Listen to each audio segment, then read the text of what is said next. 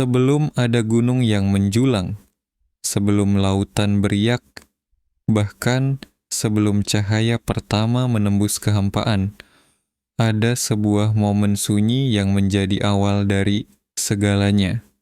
Sebuah titik misterius yang tak bisa dijangkau mata, tak bisa dibayangkan pikiran, namun menjadi fondasi seluruh keberadaan. Itulah titik di mana awal kehidupan dunia bermula. Sebuah kisah yang selama ribuan tahun dijaga dalam bisikan para bijak, diselipkan dalam syair kuno, dan diungkap hanya kepada mereka yang benar-benar siap mendengarkannya. Banyak tradisi mencoba menjelaskan bagaimana dunia ini dimulai. Sebagian menulisnya dalam bentuk cerita, sebagian menyembunyikannya dalam simbol, sebagian lagi menghubungkannya dengan isyarat langit dan ilmu pengetahuan terhalus. Tetapi di antara semua itu ada satu benang merah yang selalu muncul, bahwa kehidupan tidak pernah hadir secara kebetulan. Ia lahir dari sebuah kehendak, dari ketertiban yang menembus kekacauan, dari hikmah yang dipintal dalam kegelapan paling purba. Bayangkan sebuah ruang tanpa arah, tanpa waktu, tanpa suara, dan tiba-tiba sesuatu bergetar. Bukan ledakan fisik semata, tapi getaran maknawi yang memecah keheningan abadi. Dari getaran inilah muncul urutan, pola, dan hukum-hukum awal yang nantinya membentuk bintang, planet, dan tempat yang akhirnya kita sebut rumah, dunia. Dalam video ini, kita tidak hanya akan membahas awal kehidupan dari sudut pandang ilmu atau mitos belaka. Kita akan menelusuri lapisan-lapisan yang lebih dalam. Lapisan yang jarang disentuh, lapisan yang berbicara tentang makna, tentang tujuan, dan tentang rahasia tersembunyi di balik mengapa dunia ini tercipta dalam bentuk yang begitu sempurna. Dengan pendekatan yang selaras dengan hikmah timur, namun tetap membumi tanpa mengikat pada identitas keagamaan tertentu. Kita akan melihat bagaimana peradaban kuno memandang kelahiran dunia, apa yang mereka sembunyikan dalam simbol, dan bagaimana pemahaman terhadap awal mula ini sesungguhnya mampu mengubah cara kita memahami diri sendiri. Karena ketika seseorang mengetahui dari mana semuanya bermula, ia pun perlahan mulai memahami untuk apa ia ada. Untuk memahami awal kehidupan dunia, kita harus kembali ke masa ketika sejarah belum ditulis. Ketika manusia hanya memiliki langit malam sebagai kitab pertama mereka. Menariknya, hampir setiap peradaban besar yang pernah muncul di bumi memiliki versi masing-masing tentang bagaimana dunia bermula. Namun di balik perbedaan kisah, terdapat pola yang sangat serupa, seolah-olah semuanya sedang berusaha menggambarkan satu kebenaran yang sama, hanya melalui bahasa dan simbol yang berbeda. Di Mesopotamia, salah satu peradaban tertua yang tercatat, awal dunia digambarkan sebagai lautan purba yang tidak berbentuk. Dari kekacauan air itulah muncul kehidupan, struktur, dan tatanan. Di sisi lain, budaya India kuno memulai kisahnya dengan kosong yang penuh. Sebuah kehampaan yang justru syarat potensi, tempat segala sesuatu menunggu untuk diciptakan. Dan di kalangan para filsuf Yunani awal, muncul gagasan bahwa dunia dimulai bukan dari materi, tetapi dari logos. Sebuah prinsip keteraturan yang mendasari seluruh fenomena. Namun, yang paling menarik adalah bagaimana tradisi spiritual dari wilayah Timur Tengah menggambarkan awal kehidupan. Mereka berbicara tentang kegelapan yang total, lalu sebuah perintah yang memecahkan kehampaan itu. Sebuah tindakan kehendak, bukan kebetulan. Kisah ini tidak disajikan secara ilmiah, tidak pula dengan narasi fantastis, melainkan dengan bahasa yang memiliki kedalaman simbolis, menekankan bahwa penciptaan bukan sekadar peristiwa fisik, tetapi sebuah tanda, sebuah pesan. Banyak ahli hikmah meyakini bahwa tradisi-tradisi kuno ini bukanlah sekadar dongeng. Ia adalah cara para leluhur menyampaikan pengetahuan metafisik kepada masyarakat yang mungkin belum siap menerima penjelasan filosofis yang lebih abstrak. Mereka menggunakan metafora, lautan purba, telur kosmik, cahaya pertama atau suara primordial, bukan untuk mempersonifikasikan sesuatu, tetapi untuk mengisyaratkan proses universal yang sama, transisi dari ketiadaan menuju keberadaan. Seiring berjalannya waktu, makna-makna ini mulai terkubur. Sebagian terlupakan karena peradaban runtuh. Sebagian lainnya sengaja disamarkan oleh kelompok-kelompok tertentu agar hanya dipahami oleh mereka yang dianggap layak. Pengetahuan tentang awal mula dianggap terlalu kuat untuk diberikan kepada sembarang orang, karena ia bukan hanya berbicara tentang dunia, tetapi tentang struktur spiritual manusia itu sendiri. Jika seseorang memahami bagaimana dunia bermula, ia akan memahami pola yang sama dalam dirinya. Pola penciptaan, kelahiran, kehendak, perubahan, dan kebangkitan. Dalam filsafat timur ada gagasan bahwa awal dunia dan awal diri manusia tidak terpisahkan. Dunia besar, makrokosmos, dan dunia kecil, mikrokosmos, merupakan cerminan satu sama lain. Proses penciptaan alam semesta tercermin dalam proses kelahiran kesadaran manusia. Cahaya pertama yang muncul dari kegelapan purba menjadi simbol dari kesadaran awal yang bangkit dari ketidaktahuan. Unsur penyusun dunia, tanah, air, udara, api, dianggap sebagai metafora untuk kondisi batin manusia, stabilitas, emosi, pemikiran, dan tekad. Dan disinilah letak miskonsepsi terbesar. Banyak orang mengira kisah penciptaan hanyalah cerita masa lalu, sesuatu yang terjadi jutaan tahun lalu. Padahal bagi para pencari hikmah, penciptaan adalah sesuatu yang terus berlangsung di dalam diri. Dunia bukan hanya pernah dimulai, ia sedang dimulai setiap saat. Kesadaran manusia senantiasa diperbarui, diperluas, ditingkatkan, mengikuti pola yang sama seperti alam semesta sewaktu pertama kali ditegakkan.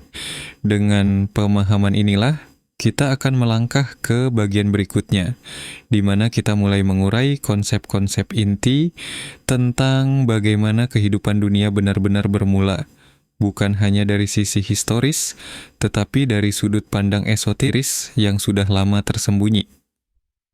Untuk memahami awal kehidupan dunia secara lebih esoteris, kita harus melepaskan diri sejenak dari batasan waktu linear. Karena dalam ajaran hikmah kuno, penciptaan tidak pernah dipandang sebagai kejadian satu kali. Ia lebih seperti proses berlapis, dimulai dari sesuatu yang tidak terlihat, lalu perlahan menampakkan diri dalam bentuk yang dapat diamati. Sama seperti sebuah ide yang awalnya hanya getaran halus di dalam benak, lalu tumbuh menjadi kata, tindakan, dan akhirnya realitas. Para penjelajah pengetahuan purba sering menggambarkan proses penciptaan dengan 3 tahap utama: asal, perintah, dan perwujudan. Ini bukan sekadar urutan, tetapi struktur universal yang bisa ditemukan di mana-mana, di langit, di bumi, hingga di dalam diri manusia. Tahap pertama, asal, sebelum ada apa-apa, hanya ada diam. Namun diam itu bukan kekosongan mutlak, melainkan ruang yang penuh potensi. Semua kemungkinan tersimpan di dalamnya, seperti biji yang belum tumbuh namun menyimpan bentuk pohon masa depan. Para filsuf kuno sering menyebut tahap ini sebagai rahim kegelapan atau lautan tak bernama. Dalam teks-teks hikmah Timur Tengah, kondisi ini tidak digambarkan sebagai entitas fisik. Ia adalah keberadaan tanpa bentuk, sebuah keadaan di mana segala sesuatu masih berada dalam ilmu dan pengetahuan sebelum dihadirkan ke dalam wujud.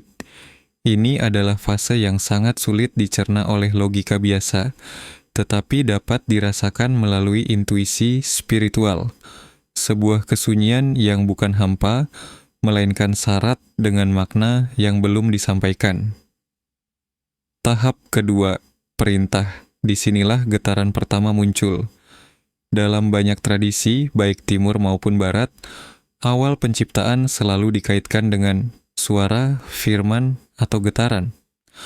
Para leluhur tampaknya memahami sesuatu yang kini ilmuwan modern juga mulai selidiki, bahwa suara adalah gelombang, dan gelombang menciptakan pola. Ketika perintah pertama itu terucap, bukan berarti ada suara seperti suara manusia. Ini adalah simbol bahwa kehendak telah bergerak. Dari kehendak itulah lahir hukum pertama. Pola pertama, garis awal yang memisahkan kegelapan dari potensi dan potensi dari wujud. Bayangkan air yang tenang, lalu disentuh ujung jari. Riaknya menjalar, menyusun pola demi pola. Demikian pula alam semesta. Dari getaran pertama, muncullah alur yang menjadi dasar keteraturan. Cahaya, ruang, waktu, arah, dan hukum-hukum alam mulai tersusun. Bukan acak, bukan kebetulan, tetapi teratur. Tahap ketiga, perwujudan. Setelah prinsip-prinsip dasar tegak, muncullah bentuk cahaya pertama yang menerangi kegelapan. Pemisahan ruang, penetapan urutan, hingga terbentuklah tempat di mana kehidupan bisa muncul. Menariknya, dalam banyak ajaran kuno, penciptaan tidak dipahami sebagai munculnya materi secara tiba-tiba, tetapi sebagai proses penurunan tingkat dari sesuatu yang sangat halus menuju sesuatu yang semakin kasar. Seperti kabut yang mengental menjadi air dan air yang membeku menjadi batu. Dengan cara yang sama, dunia diyakini terbentuk dari realitas halus yang kemudian menurunkan dirinya menjadi realitas padat. Karena itu, bumi dianggap bukan sekadar planet, tetapi manifestasi terakhir dari sebuah desain spiritual yang jauh lebih luas.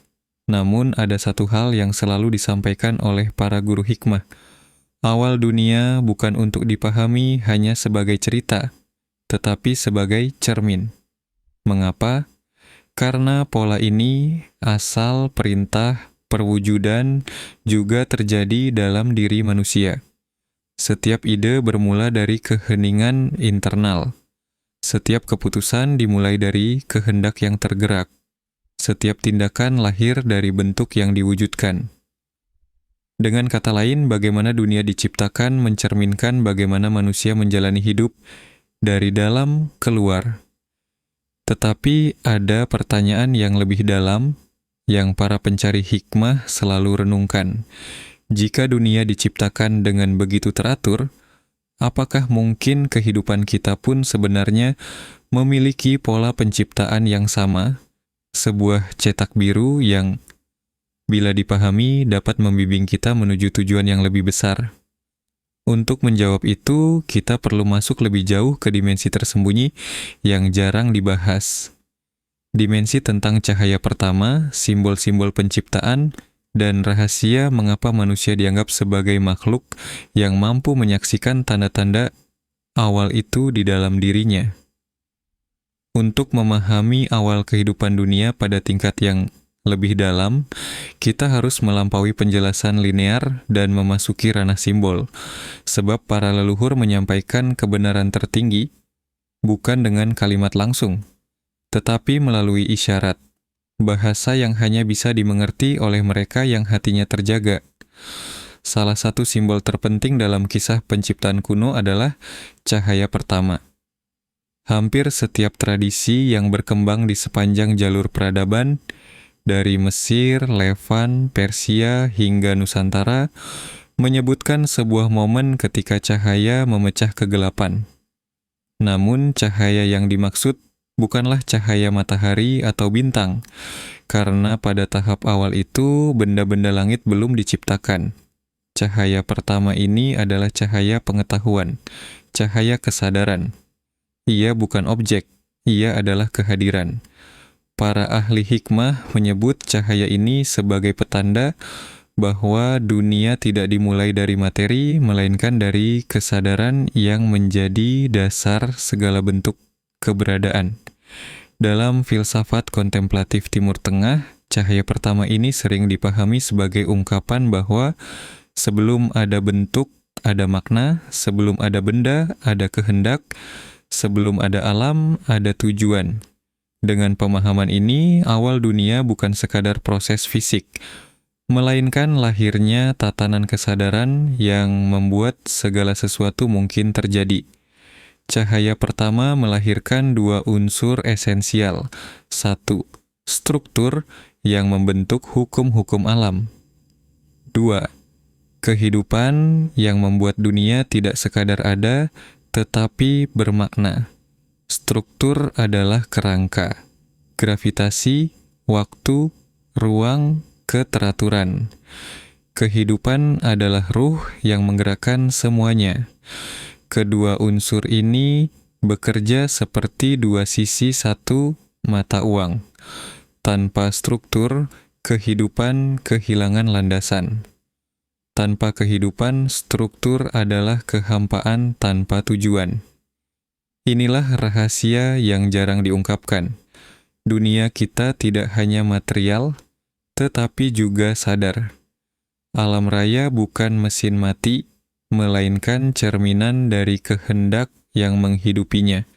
Karena itu, semakin dalam manusia mengenal penciptaan, semakin ia mengenal dirinya. Lalu muncul pertanyaan, bagaimana kehidupan pertama kali hadir? Apa titik awalnya? Tradisi kuno memiliki cara unik menjawabnya. Mereka tidak menggambarkan kehidupan sebagai sesuatu yang muncul tiba-tiba, tetapi sebagai sesuatu yang diturunkan secara bertahap. Dalam beberapa ajaran esoteris, tahap turunnya kehidupan digambarkan dengan 4 tingkatan. 1. Dunia cahaya, sumber asal. 2. Dunia jiwa, tempat makna dan kesadaran berkumpul. 3. Dunia energi, perantara antara halus dan kasar. 4. Dunia materi, alam yang kita huni sekarang. Ini bukan deskripsi ilmiah kosmologi fisik, tetapi peta kesadaran. Dan ketika para filsuf menggambarkan dunia materi sebagai tingkat paling rendah, mereka tidak bermaksud